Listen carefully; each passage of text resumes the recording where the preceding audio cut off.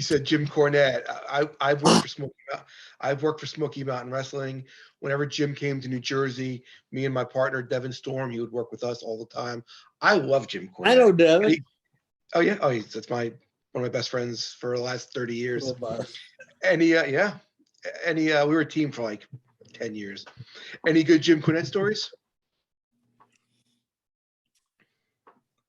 I really don't. You know, I mean, I wish I did. All I can say about Cornette is Cornette, when he's on the air or off the air, he's the same. He's always cracking jokes. He is, I think, a brilliant mind, you know. I think I worked just about every faction of the Midnight Express. I worked with Condrey, the Randy Rose, you know, he was in all of them in that. And of course, Cornette was there. And I felt the racket a few times across my back in that, and a little heel to the forehead from him. But he was just always very nice. He always said, "Hi, Randy," and just so friendly, you know. At the same time he was there, or I was there, Paulie Dangerously was there too. And they had a feud going. You know, Paul Heyman is they know him now. And those two would get cracking at each other, you know. But it was just really a fun, exciting time, especially if you were a big time fan like me. You know, I just wanted to go get autographs and stuff, you know. First time up there, you go in the locker room, and of course, everybody's in there. Now, again, kid in the candy shop, don't know nothing, don't know nowhere, don't know what to go, don't know any protocols, nothing else. And so I walk in, and Flair's here, Steamboat, of course, the Midnight Express, all the guys of the day. So I'm saying, God, look at this. Dusty Rhodes. I mean, these guys are all over the place. And so we just kind of sat in the corner, just us little jobbers, because we don't want to piss off nobody, you know. And out of that whole group of people, Terry Funk walked across the room to every one of us, looked you right in the eye and say, "My name's Terry Funk. What's your name?" He says, "I'm so glad to meet you." What a sweetheart he was. He went to every jobber who looked like they were scared to death, because we were, just to kind of settle us down.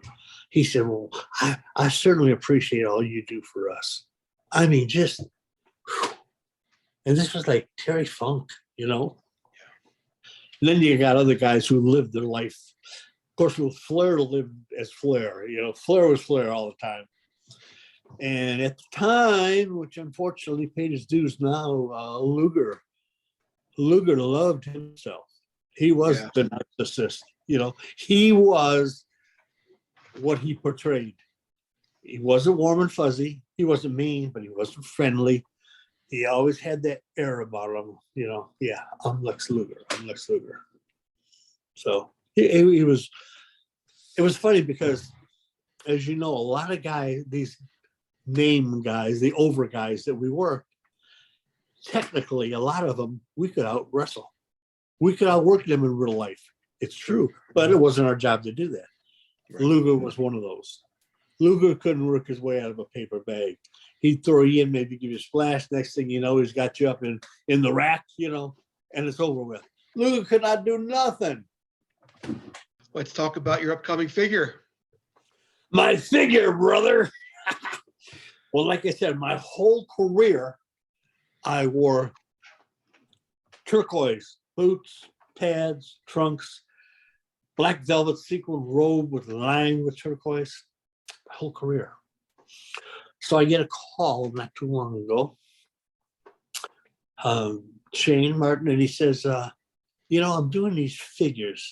You know, there's always somebody trying to make a buck off you. Right. So I'm very, very, very hesitant. Well, you know, I'm doing Reno Riggins, and I do this, and I'm just doing enhancement, guys. And I said, well, that's really nice, because nobody pays attention to us enhancement guys. So he, you know, we talked back and forth and stuff, and I think, yeah, this guy's just bullshitting me, whatever, you know. And then he'd contact me every day, every other day. Oh, we're doing this, I'm getting this, and the graphic doing this and doing that, and sent me this like picture that didn't look real right, you know. So I said, well, can you do this, this, this, this, and this? And he did. And he sent it back to me, and it's got the RH up here on the collar, and it's got the robe in that, and it's got the turquoise, which it didn't have before. So it's in production now. I'm not sure when it's going to be out. He's taking pre-orders right now. I'm assuming it's going to be out about the 1st of June. But it's just to me, it's about 5 inches tall. It's hand painted. Uh-oh. Brother, Randy Mania's running What are you doing, wild. brother? The whole room's falling apart. Oh man, we're keeping that in. Wow. That was scary there. Oh, man. I got beat up by most of those guys. Yeah, me too. It might happen again, but we'll leave it up. The pre-sale is until March 21st. That's when the pre-sale is until for the figure. March 21st is okay. You have until then to order. Go ahead. You know more than I do, brother. Yes, you can go to. Let me take it from here, Randy. You can go to Insane Shane's World on Facebook. That's the Facebook group. Make sure you join it. You'll have all the information on all the figures. Insane Shane's World. If you want to order the figure, it's Sham the Man. That's SHAMTHEMAN 73 @gmail.com. So again, go to the Facebook, join Insane Shane's World group. All the figures coming out, all the information.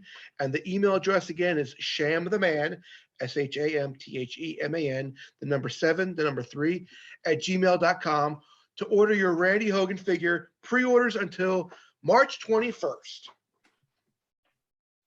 How'd I do? That was good, man. I bet you cut a hell of a promo back in the day, huh?